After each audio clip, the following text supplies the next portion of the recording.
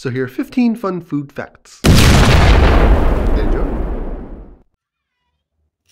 Nutmeg is a hallucinogen in large quantities. M&Ms are named after the businessmen that created them. Ketchup was sold as a medicine for indigestion in the 1800s. German chocolate cake was invented in Texas in 1957. Spam is a combination of spice and ham. One spaghetti noodle is called a spaghetto. Peppers have more vitamin C than oranges. Speaking of oranges, they are actually green in warmer weather. They get their orange color as it gets cold outside. You know how you can tell if your cranberries are fresh? Bounce them. Fresh cranberries will bounce like rubber balls.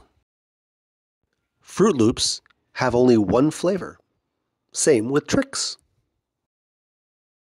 The filling in Kit Kat is made from broken pieces of old Kit Kat bars. Figs are not fruit, they're flowers. Inverted flowers. Grapes explode if you put them in a microwave.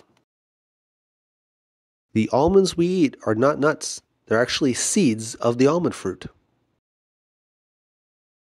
Strawberries are the only fruit with their seeds on the outside. Therefore, they are not berries. But bananas are.